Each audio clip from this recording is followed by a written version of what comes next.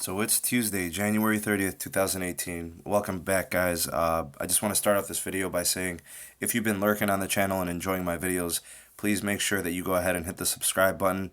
Make sure you ding the bell for notifications for all the new and uploaded content that I put here on the channel. I also recommend for some of the longer videos trying a 1.25 playback speed.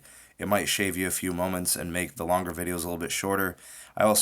I think I do a pretty good job of speaking slow enough to where this may help you out if you're in a pinch for time. So it might help you out. Give it a shot.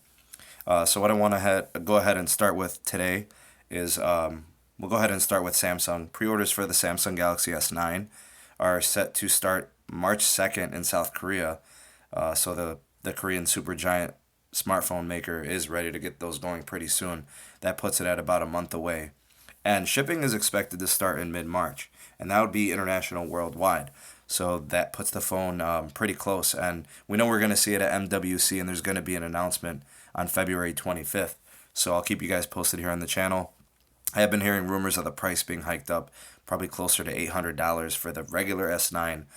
No, that's not the S9 Plus, so I'll keep you guys posted as the news comes. Moving on to T-Mobile, some interesting news. T-Mobile is going to be moving towards 100% renewable energy by 2021.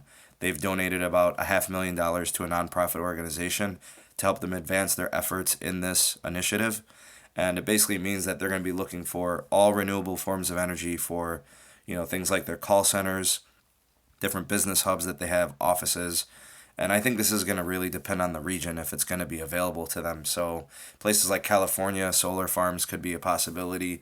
Of course, there's hydroelectric is an option, and wind farms, probably the most efficient way to get renewable energy. Those would definitely become options. So that's interesting and good to see from T-Mobile. AT&T is downsizing within Atlanta. Some additional layoffs and bonuses that we've been seeing recently, and acquisition news. But this is, I don't know what's going to happen to these employees. I always try to update you guys here on the channel because I know it affects local economies, families of these employees. So I'm not really sure what this means, if they're just moving in the city or, relocating to another city. Also, some AT&T news. They've changed something with their data bucket plans. I'm not really sure why everything's been all unlimited recently. So for anybody that's on an old legacy plan that's been on a data bucket, like a shared plan, those might be changing for you. So definitely look into that if you qualify and with those plans.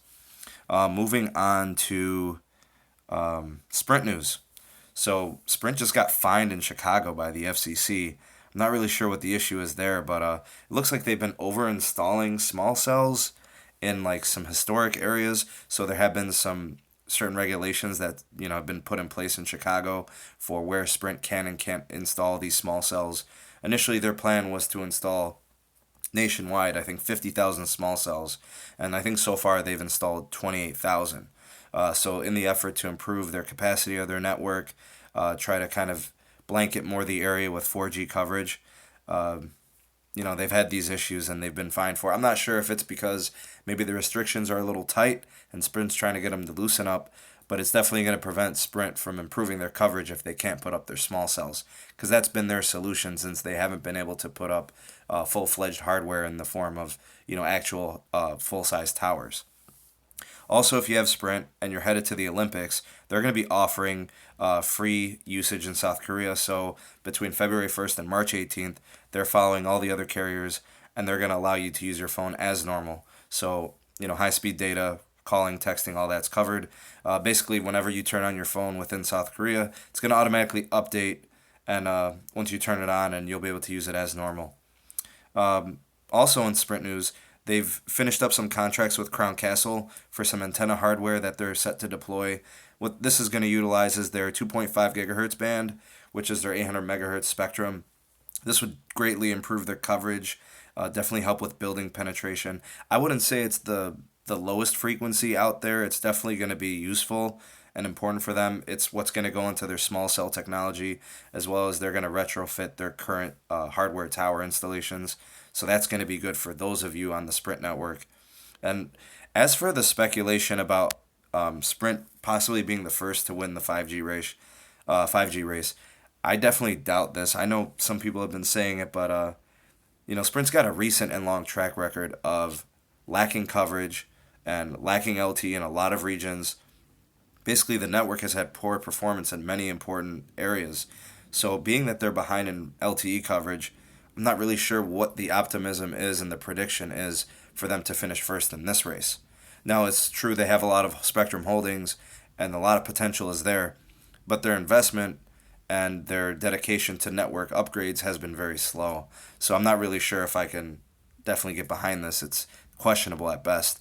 And the last thing I want to leave with you guys today, uh, my thoughts on the federal centralization of the 5G networks.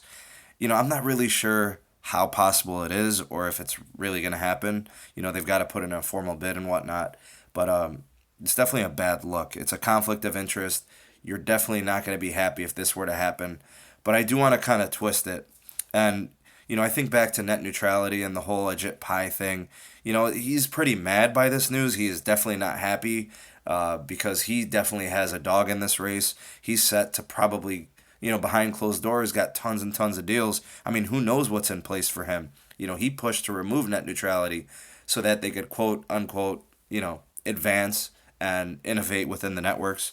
So, we lost net neutrality in this process, and there's probably some big time deals behind closed doors. Plus, throw in the fact that carriers are already knee deep in investment towards the networks. So we're talking hardware, we're talking contracts, we're talking installations.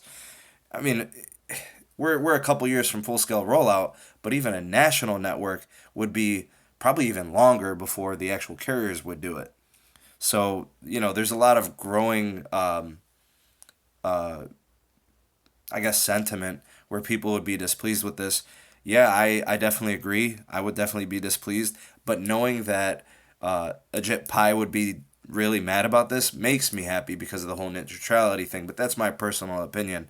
You guys can let me know in the comment section, what you think about this potential, as well as also some of the Sprint news, the AT&T news, anything from T-Mobile or Samsung, or even this last one that I'm about to add. I didn't want to overlook this one. Verizon's gone ahead and nixed their Huawei deal, and this does go back a little bit to the politics end of things.